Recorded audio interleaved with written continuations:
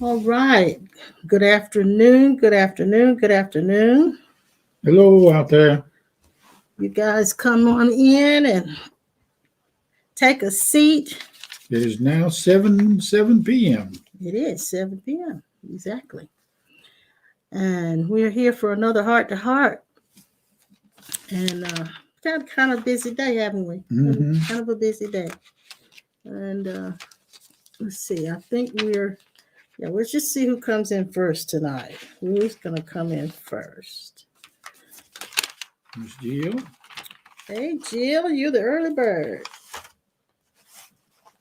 You're the early bird tonight. She calls us beautiful people. Mm-hmm. That's Renee, Joe. Hey, sissy and brother-in-law.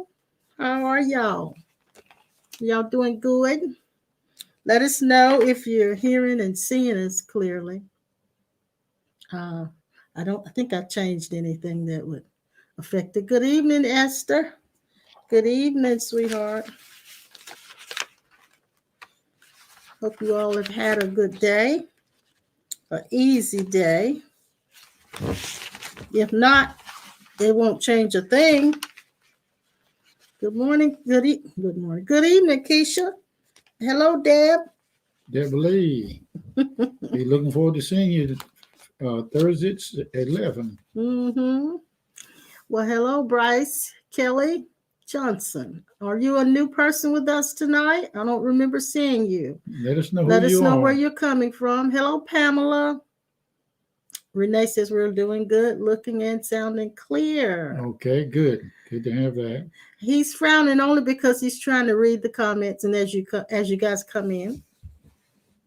Hey, Sylvie. Sylvia, good to have you with us tonight. Good to have you here tonight, Sylvie.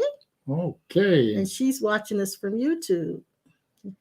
And here is Pearl coming from, is that Twitter or Pinterest? Or Periscope. Hey, Pearl. Miss Sylvia, if you would check with us later, that energy machine I got upstairs, I'll give it to you. Okay. All right. Hey, Dee Dee and George. Good to have you, George and Dion. Mm-hmm. Pearl. Mm-hmm. And let's see.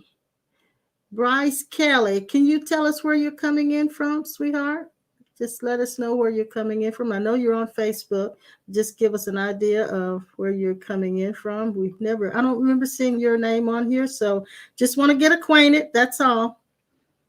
As we talk tonight, if any of you guys have some particular areas that you want to talk about, let us know. We'll try to talk to you about it. Okay, he says that they're in tune at times, and they're from Indianapolis. Oh, okay. Very good. Hello, Varndy. I'm glad you're here. It says, I'm Kelly. Her name is Kelly. We've got another Kelly that goes to our that's in our spiritual community as well. Vern. It's good to have you all. And Lori, it's good to have you with us this afternoon. All right. What are we talking about tonight? Well, there's nothing else to talk about but who we are. The same good stuff, right? The same good stuff. You are the answers and the questions all in a package. That's true. That is so true. When I say that, I mean, it's like Jesus said, if you had known me, you should have known the Father. Also, from henceforth, ye know him and are talking to him, and he's talking to you. Mm-hmm. But he sounds just like us. Yes, he does. Yes, he does. That's pretty tight. It's right and tight. It sounds like us because he is us. Isn't that right?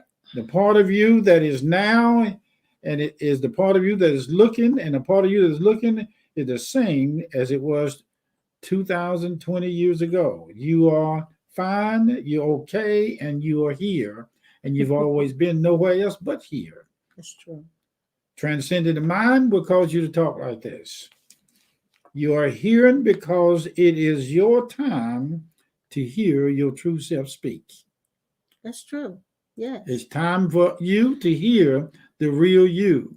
And it sounds just like you. It may be distortion in conversation, but the real you, don't check in and out just because things are said different or said a certain way. Some people think they are speaking the word of God because they quote something, but if they are not quoting, they don't realize that they are still the same. True. And it is this, what is so amazing and miraculous about this, with or without approval of the mind, the stateliness of your beingness as being one with the Father does not back out because things are not said or quoted a certain way. Yes. We've been in, we or it has been in judgment to say that if you don't quote it the way the Bible said, it's not of God. No, no, Jesus didn't say that. He said, if you had known me, you should have known my Father, and also from henceforth ye know him and have seen him. Mm.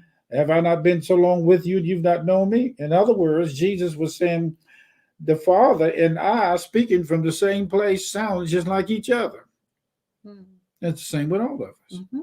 That's true. I'm sorry if you sound evil and devilish sometimes, but God just don't back out just because you can't see it a certain way.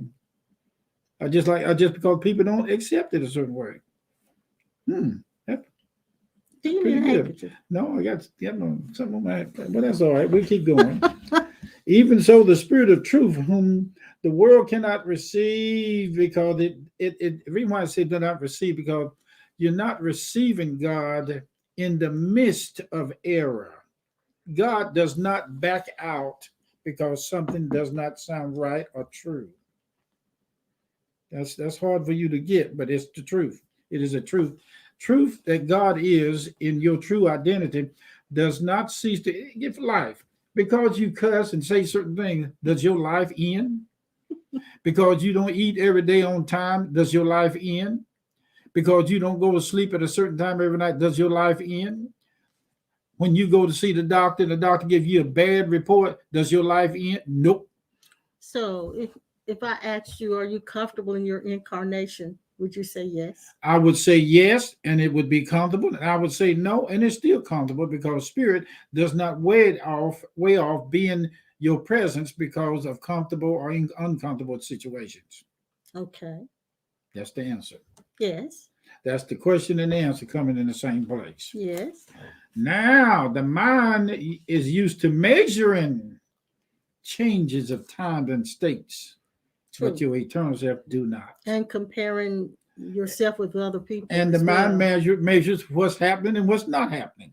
So let me ask you this, and you don't have to answer it if you don't want to, but having had an awakening experience, or I should say a pure recognition of who you actually are, despite whatever you might be feeling, despite whatever you might be thinking, are there still moments of dissatisfaction in your life? Yes. So that's normal, isn't it? To have those go ahead. Don't let that distract. See, you did distracted. Yes, I am. You're not allowed to get distracted. You're not supposed to. Okay. So are there moments of dissatisfaction that just like you got distracted, then it didn't change the fact that God was here and you're present. That was just a distraction that you observed, that you had a reaction to in your conditioned self. And I had the reaction because we're on live camera. Well, that's the condition. Otherwise, I wouldn't care. God, but they said take no care, so don't leave the care out of it. You are not a self to imagine. You guys are going to see us argue online. Yeah, well, we're just putting everything in place. But you are awareness of all these things and cannot be distracted.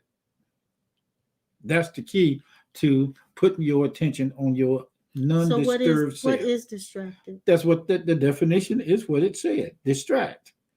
Distract your attention. But what is distracted, I said. What is?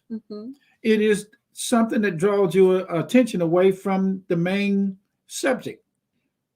But actually, it's not real because the main subject is going nowhere. Okay, let me reword it. What part of us gets distracted? The mind, the feelings, the attention. Okay. And it passes in a second. But what my point is, even though the distraction is there, it does not define your true identity. Right. That's what I want to say. Right. Awareness never changes. And I don't mean to cut you off, but when someone points out your egoic activity or egoic response, you can feel the diminishment and respond accordingly, or you can allow it to just diminish the ego so that you don't have to retaliate or defend. Here's the lock. The lock is you may feel a sense of the decrease in the attention, but the attention from the God identity side has not diminished at all. That's the Right. establishment in the true identity that even though something seems like it's distracted and is diminished in a way, you must fix and to know the key to this whole thing that we're teaching in these classes is that you got to come to the point that you know enough, you are aware of enough of your true identity that anything like a distraction or something that does not work a certain way, and it'll get stronger as you go. Distractions will be stronger in order to strengthen your awareness to not slide to the side ditch. Got it? You are the seer of all movements, whether accepted or not accepted as a distraction. You are the finite self that does not get distracted, even though distraction is always in the finite self. That's conditioning. Mm-hmm. If it was, if the finite, if the eternal self got distracted, that means it would stop being your life for a second because it got its attention off of being itself. Now, when we hear that, and I'm not just talking about you necessarily, I'm talking about the average person hears that and thinks, well, if I get distracted, then I'm not being my true self. You're fixing the wrong identity. That I'm saying that's what normally we but think. I'm saying, I'm telling them that if you are distracted, the eternal self, it can't because it is right. It is what it is. But so, if that's what's happening in our experience, that's not true. Then that's what causes people, just hear me. Yeah. That's what causes people to think that they're no longer walking in their eternal self. Good. That's good. It's supposed to be like that so that you can learn somehow in the learning not to allow that to be a reality in your life. Mm-hmm. So now that you understand that, it is time for you to put up with the distractions in the right attitude. Put up with distraction and just, that's when I see a lot of the sages, when things come up, they just stop. And what they're doing is refocusing.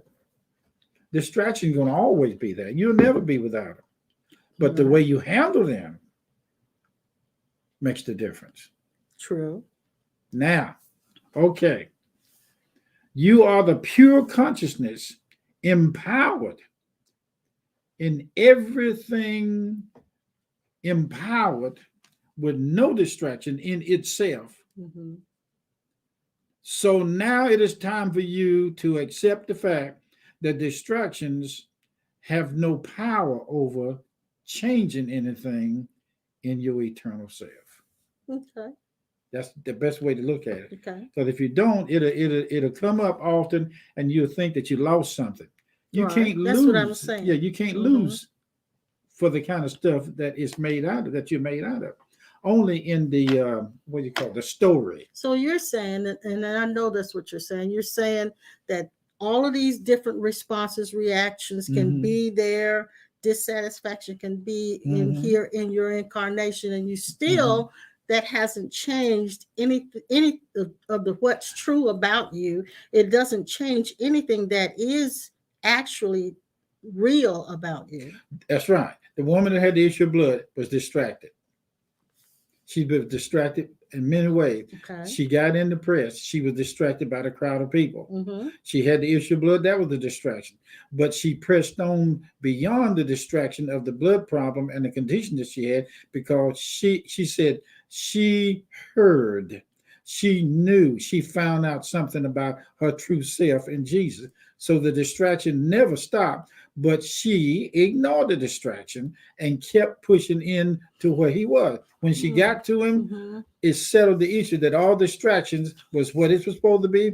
It was fully developed. It was fully developed to the degree that it was used to spearhead her on into seeing the truth of who she was in Jesus. And he did not get distracted, except he did say this. He said, somebody touched me.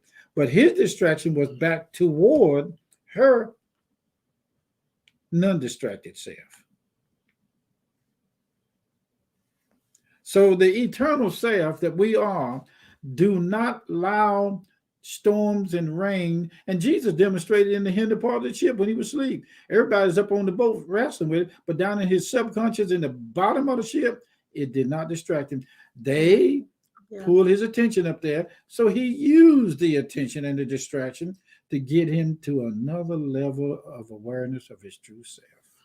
It is when we have those reactions and what we call reactions and distractions, there's a difference. And I'm going back to when we were in the confines of religion. We were told you had to live right. You had to live a certain way, or because otherwise, if you're living in sin, God is against you and all that stuff. So we learned how to suppress a lot of stuff. We had all these feelings and reactions, but we didn't deal with them. We just snuffed them out and pushed them down. And that's not what you're saying. You're not saying push them down, because when I'm having a reaction and I feel a reaction, I feel the reaction. Everybody has. When I'm having it, I should not deny that reaction is there, should I? So what do I do with it? As I know that we, as the unattached witness, we allow it to run its course. Is that right? It will run its course. Okay. Its own course. That's but why allowing it to run its course is me not trying to do anything with it. All right. You just, it's just like you ride along the street in the car and something pass you unusual.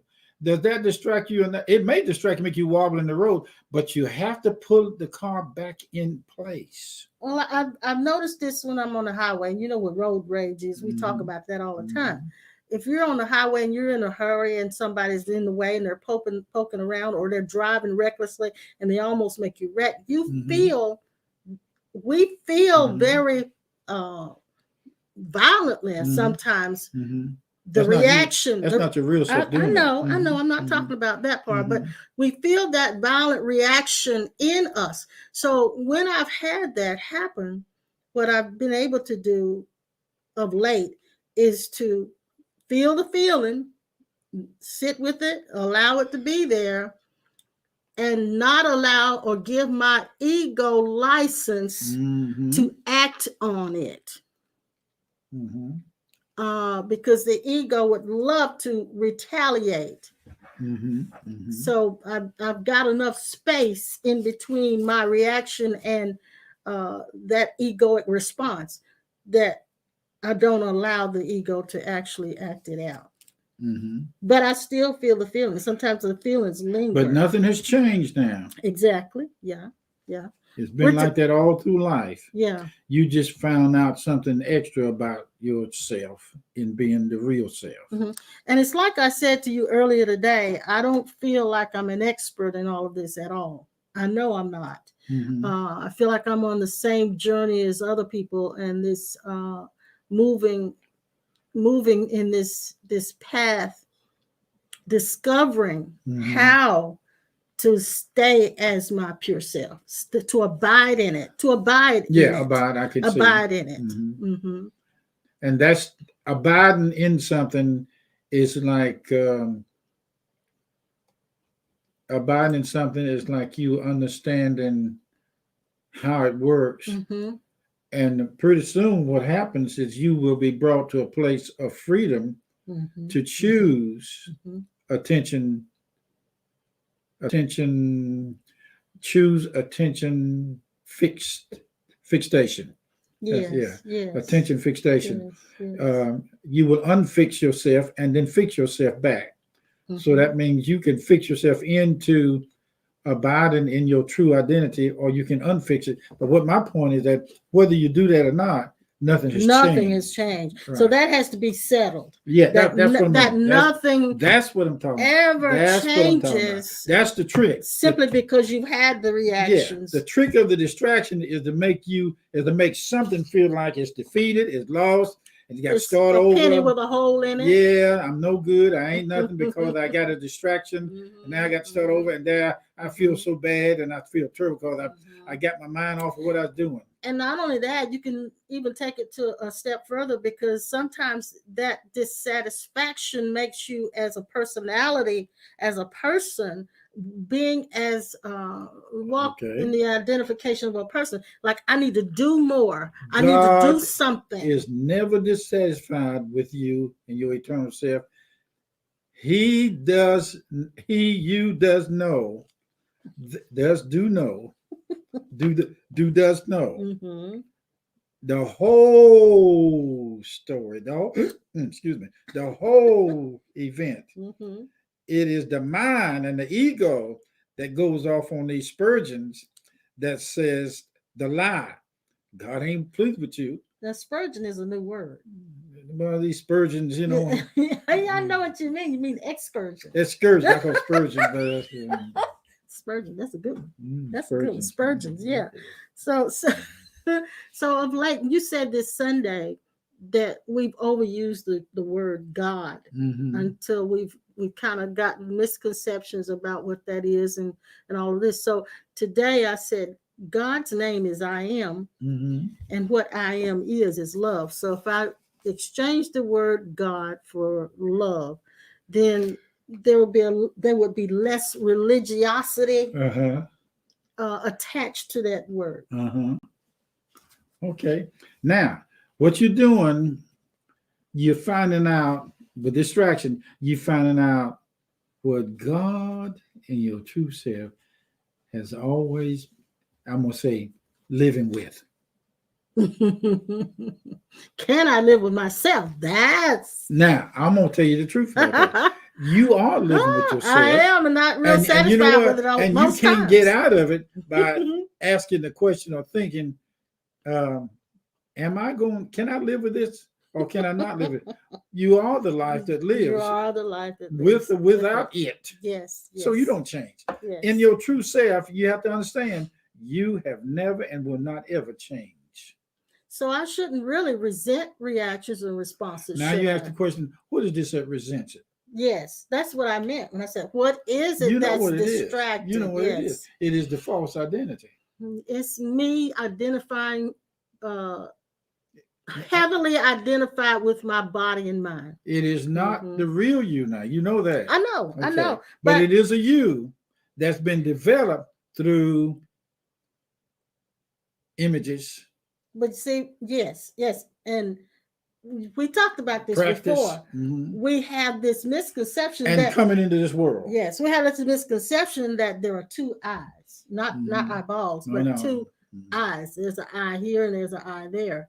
Two eyes, or some of us think there's two eyes inside one's body. God is here and I am here, or love is here and I am here. And exchange the word God. So there is no separation. There may be distinction, but no separation. And so living with the concept, living with the double vision causes us to think there's an I that we need to get rid of. Right. And that there's an I that needs to be purified. Changed. You know, your preacher talking about you can't make this way unless you're holy. Well, you got holes in you, and you got to learn how to live with the holes in you, but you got to understand that you're not the holes in yourself, nor are you the lesser or more approved or disapproved because you have flaws that seem to be realistic in the conditioned self. They are what they are because they believe in themselves. You don't. Now, there are so many approaches to dealing with what we're talking about, because you know the world has all these self-help books, and we have therapies, and we've got counselors, and we've got all this stuff. But when I fully recognize who I am, there's not anything that has to be done to the small self, because the small self at that point, all of its Spurgeons, as you say, fall away. You remember it said, if you don't abide, he abides faithful. Yes. If all of a sudden something slips out of the knowing of the true self, the abiding faithfulness of your true identity still sees you as the true self. So we're actually talking about this is a dichotomy, a paradox, because this is divinity living inside this humanity. And not only living inside this humanity, blended with this and merged inside this humanity, using this humanity, not using it like you use, but not using it like as if it's something you can just put on and take off, but actually filtering itself through this humanity. To the Johnson family, I see you on the picture on the screen. You're holding. Is that a baby they holding there? That's Kelly. That's Kelly, and she said her name was Kelly. That's not what they're not holding anything on. I don't know. But anyway, if you had a child in your arm, I'm looking at your colors of your dress. Yeah, he's looking at your picture, Kelly. I'm looking at your picture. That holding each other does not change because one may be taller or shorter, or a different complexion physically, or maybe younger or older. Who you are as an infinite eternal self is holding itself around itself and is fully persuaded that it is both you and the one that's holding you. And you don't have to struggle to hold each other because you have been held together by your infinite self. That is a settlement. It's like for better or worse, for sickness or health, until death do you part. There is no such thing. You cannot be separated from each other by death. Death cannot separate you because you are the juice inside of every cup. Yeah. You are the eternal essence in every cup in the universe. And you do not change because of the cup. If the cup decides that it's distracted, that's his problem, not yours. You are everlasting, unchanging self. You said in your quotations, in your meditations. Now, you are the witness of the moment, and you are nothing else but the moment. You don't change from being the moment because the mind gives off the idea that there's Monday, Tuesday, Wednesday, Thursday, Friday. Oh, and we often say it doesn't feel like it's Monday, or it feels like it's a Saturday. So days have feelings according to us. You are the witness watching the mind act the fool. Yeah. You are the witness watching the mind think, don't seem like days Monday, it seems like Sunday. So that resents the mind acting a fool. Uh-oh. Is it self? Is not even that real self. There's no resentment in your eternal self. Exactly. So that resentment is stemming from something wanting to be wanting what it sees to be different. Yeah. And we've said this, seems like I've been repeating this more and more the last few times we come together. This wanting things to be different is where a lot of our psychological suffering is coming from. When I want this apparatus that I am here in and as wanting it to be different, that brings psychological suffering. When I'm saying that I shouldn't be thinking like this, that's not the purest essence of me saying that. That's right. That's the imposter. That's right. That's trying to be spiritual. That's right. For the last few months, that battle of the mind is battling itself. Now, one thing I heard Rupert Spira, is that the way you pronounce his name? Rupert Spira. He said something like this. He gave, I picked it up from watching him. The mind is designed to distract you or distract your attention away from your true identity. It is a buffer that comes up in front and gives out the idea that all these things is going through it is you. Yes. But when I found out that the heart does not think anything at all or dwell in any area at all like the mind does. Like your mind right now, as you guys are listening to it, is constantly thinking. And our minds, as we're talking to you, thinking, good thinking, God thinking. But the pure self of your heart is not any of that.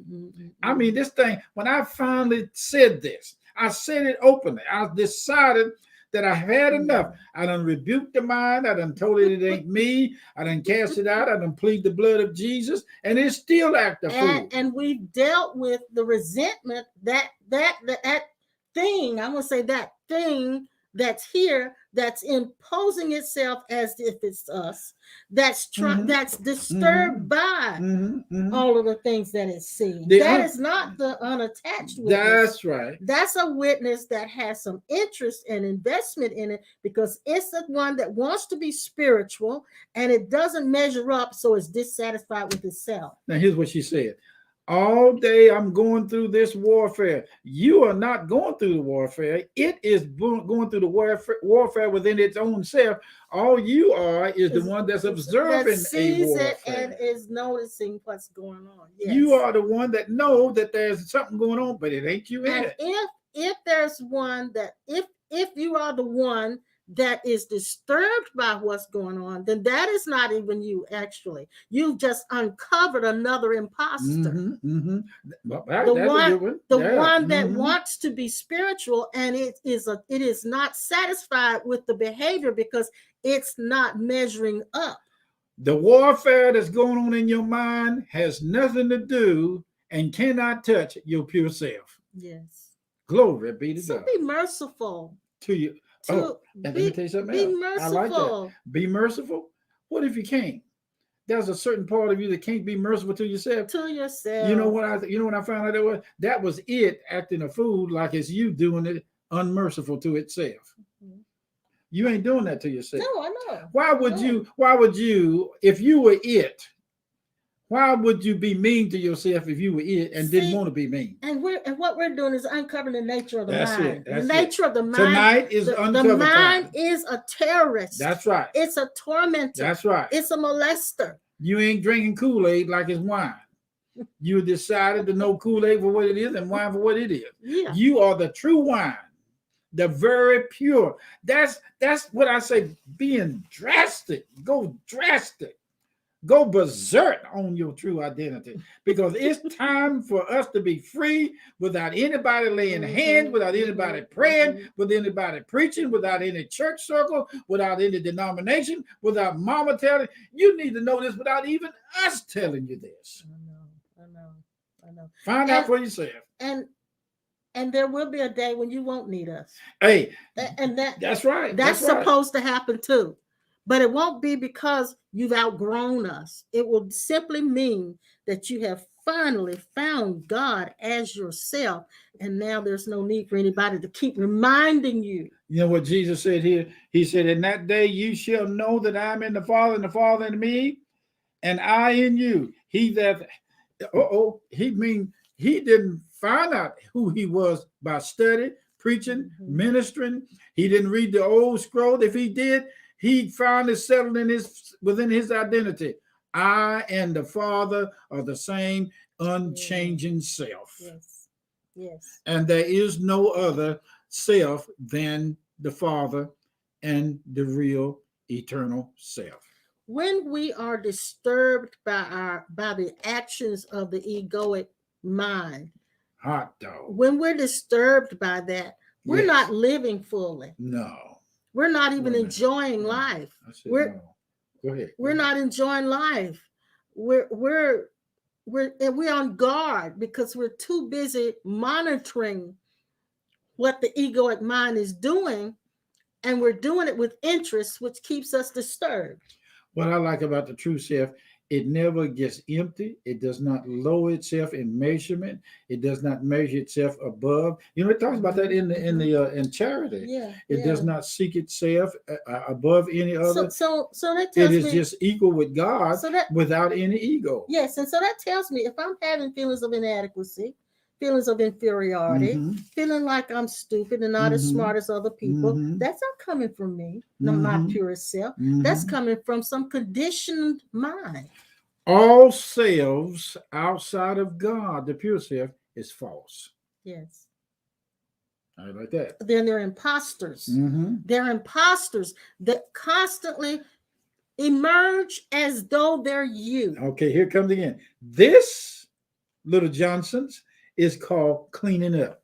And it ain't got nothing to do with taking a bath, putting on clean clothes, smelling or unsmelling, which I'd like for you to take a bath, because you might need to take one every now and then to get the old crud off of you and it's time for you to stop stopping up the drain with all that dirt and all that stuff, feeling like you're inadequate and incapable.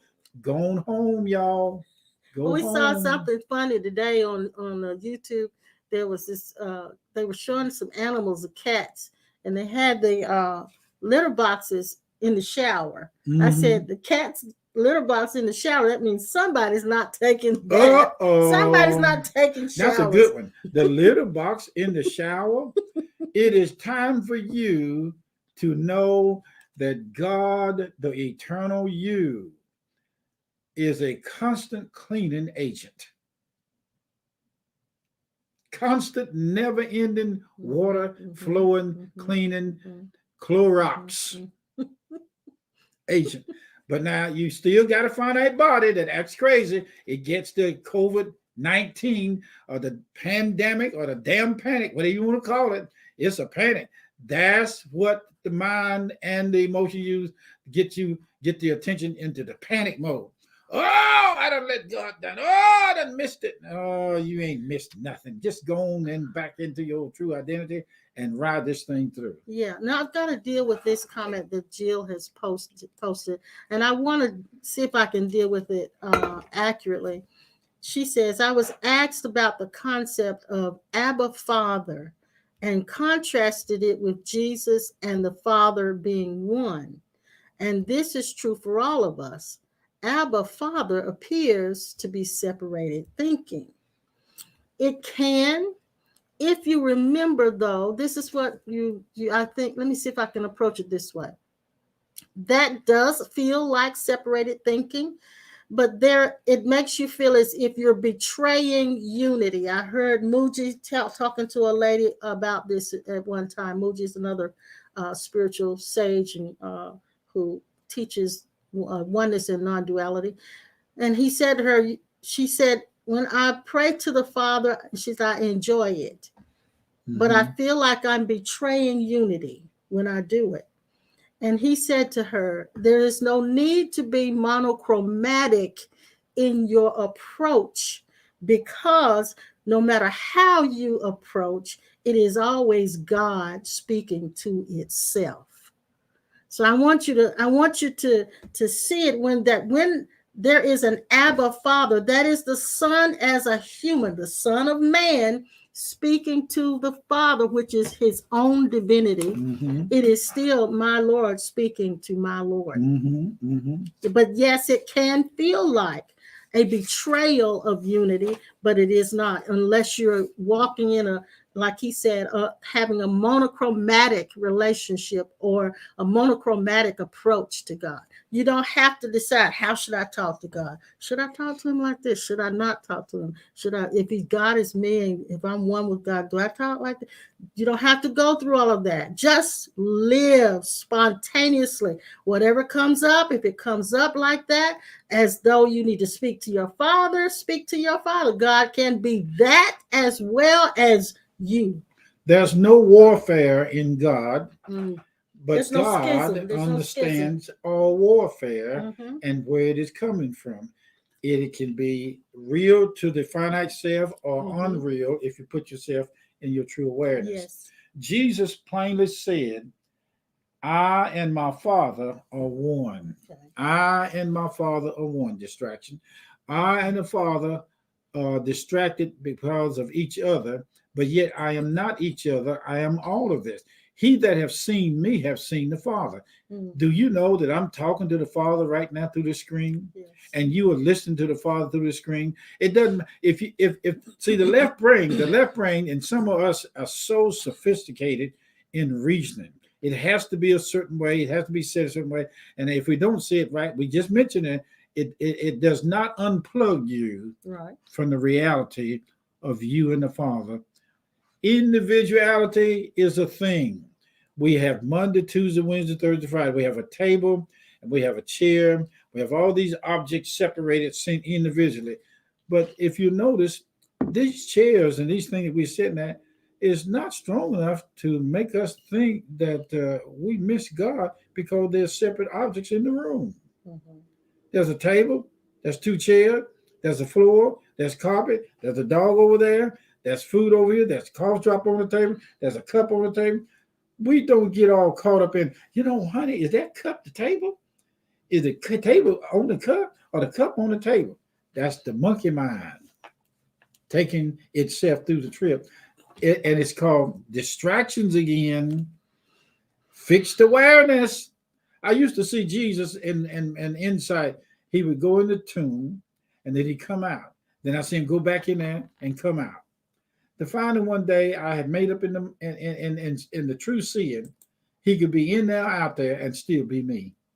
I like what Renee has said. That's my sister, my biological sister, my little sis. She says, grace is the keeper of my soul while my mind is derailed. Somehow, pure mind always kicks in, bringing us back on track. That's good. That's good. Bringing awareness back on track, but in actuality, you never jump track. Right, but it brings us back. It brings something back into focus. It does. But I'm gonna ask you a question. What would it be like living all day long out of focus? Sometimes we do, and we are. But because you know the seed, and the good thing about it is, I know when I'm out of focus. That what is that knows it? I know when who is that knows it? Yes, that's the point. Yes, that's the good. It's part. Not being out of focus and in focus. It's who's aware of it. Well, what would really be bad is if I didn't know I was out of focus. But when you know, when you know you're out of focus, that is your pure self showing your smaller self that it's out of focus. You don't have to deal with it anymore. It's kind of like when my mom was living, and she had early Alzheimer's at that time, and she was still driving. And she said to me, "Sometime I don't remember where my car is." I said, "Well, Mama, sometime I'm like that." I said, don't worry until you start not remembering that you had a car." So a lot of us are really living from our purest self. We just don't realize that we are, because we know when we're out of focus. A person who is not living from that truest essence of themselves would not even know that they were out of focus. They would just continue to be out of focus, and it wouldn't even dawn on them. Can I bring you home now? I think I'm home already. Yeah, you're home. The change is witnessed by you. It is not you that change.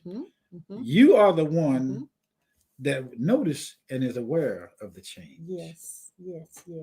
I rest my case. Yes, you're gonna rest your case. I rest my case. I rest my case. The presence of God is the real you. You are that presence all the time in every part of the universe. Now, I can know that. I can have that settled. That's all right. And yet there's still the flip flop. That's all right. But I'm the one who notices the flip flop. There you go. There ain't nothing wrong with the flipping and the flopping and the hopping and the chopping. You are still the witness. Can't lose it. Yeah, I need to speak to this. Tammy Lee says it's like bringing the baby back to the blanket. Yes. And Marla says that she thinks Abba in Hebrew means father, and it does. It does. It means father. But you're still a great progenitor, the one where all things originate from. But you are still the stabilized self. Sure. I like that. Yeah. You ain't lost a thing. No. And you can't. You are the eternal witness of all changes around you, through you, and everybody else. Now, I'm going to tell you a little secret with this thing. Once this is fully established, there are a lot of things that used to disturb you that won't disturb you, but there'll be some new things that are trying to disturb you. You're gonna mount with the wings of an eagle to be able to pull back and look at some different things. Now, what this is going to do is going to take you all the way back to everything that distracted you was invented and created for your obstacle course to bring you fully home to your true self. And there is You're gonna see nothing. that you'll see it as an asset and not a liability. There is nothing happening that is not supposed to happen. These things are You here see it. to bring us into our full evolution. And you know what? You come to the place where not very many things in this distracted world will matter to you. Right. I'm beginning to feel that right now. Mm-hmm. Mm-hmm.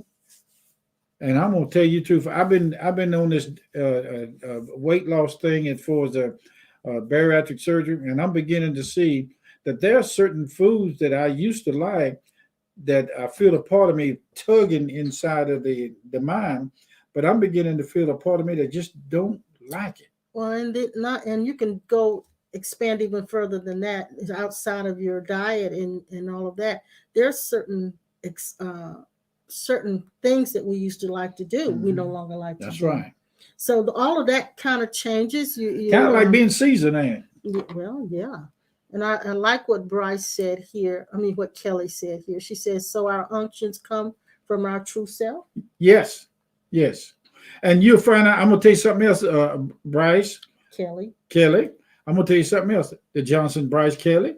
I'm going to tell you this. You will come to the place where you will sense all the gates of the senses will start looking and seeing things from the pure, true self, inside and outside. Mm-hmm. It is not work. The question will come in mind, but how do I get there? You there. Just continue on the witness. Continue remaining as the eternal observer. Mm-hmm, mm-hmm. Oh, you're going to hear God speak, and God going to sound just like you. And I'm going to say this because I know that we say you remain as the observer, but I don't know if everyone listening to us has even gotten to the place where they have recognized themselves as the seer. They're to come to the place of recognizing yourself as the seer is the first step to realizing that you are not that you see. Oh, that's good. That's good. Now we're talking about seer, not from the evangelical point of view of being prophetic, like prophetic seer, seeing in people's lives. We're talking, and let me tell you something about that. As you begin to observe yourself as the true seer of all things in reaction, that part of the evangelical side of the gifts of the Spirit will become your natural functions. It won't mean that you have a special calling. It means that the calling on you is special because everybody's special. We're all special. We're all special. And that's the normal function of anybody that functions from their true self. Exactly. I've been wanting to say that for a long time. The normal function of being able to see in others' lives is a normal state that all beings operate in, that from their true self. Now, on one side, we say there's nothing to do, but on the other side, there is something to do, because I don't think you arrive at recognizing yourself or realizing yourself as the seer without spending some time away from your senses. And we mentioned this on Sunday, your lab, going to your lab, your closet, or whatever room you use for your lab, your hall of silence. Drag your mind into a place of silence until you begin to recognize and see what your mind is doing, and see it, watch its functions, watch its movements, watch its thoughts, listen to its thoughts, watch what it does. And you can only do that in your lab, in your place, your hall of silence. You've done it for years in your prayer closet. I've got my spot. So until a person gets, if they have enough of that time in their lab, eventually they're going to find out they're not their minds, because they're going to drag the mind in there. There are going to be times when the mind will go in that hall of silence, that lab, and you'll be able to detect everything it's doing without responding to it. Pull back down what your sister said, and that was something that was significant in there. Bring it back down. Okay. And she said something. There it is. Hear what she said. I'll put it up for you. Okay. Grace is the keeper of my soul, while my mind is derailed. Now, you are the observer of the derailed mind. You're not derailed because the mind is derailed. Right. That's what I want to Right. say. You do not ever get derailed. I don't care what the mind does. You don't get derailed. Now we're bringing it.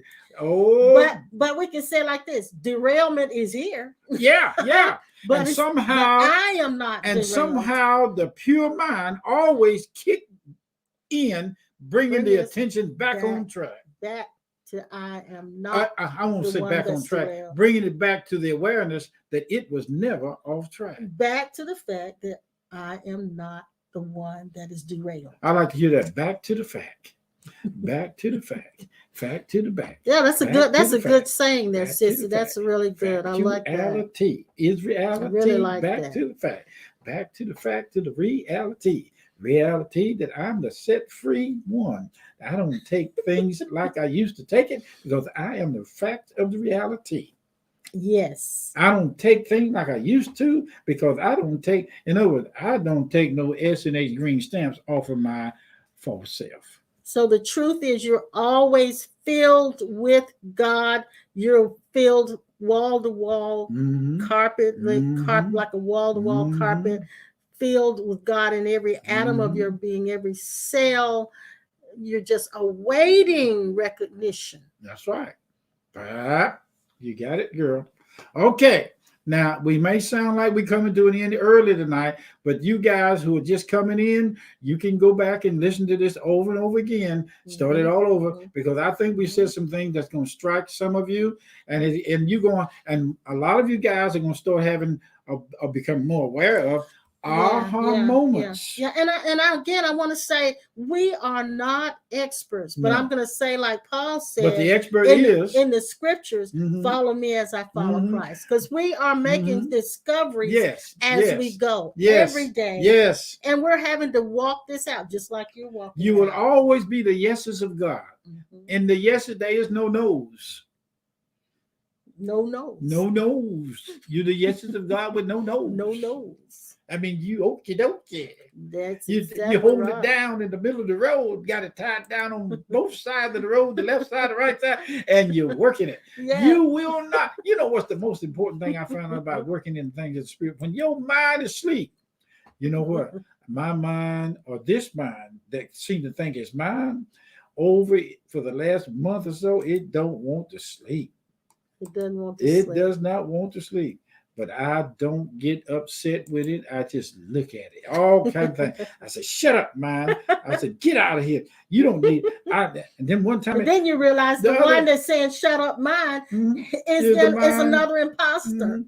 Mine's cussing itself. I heard some cussing in there. We're peeling off identities. This thing cussed itself out. Said, you know, my mind, I had to make myself repeat it.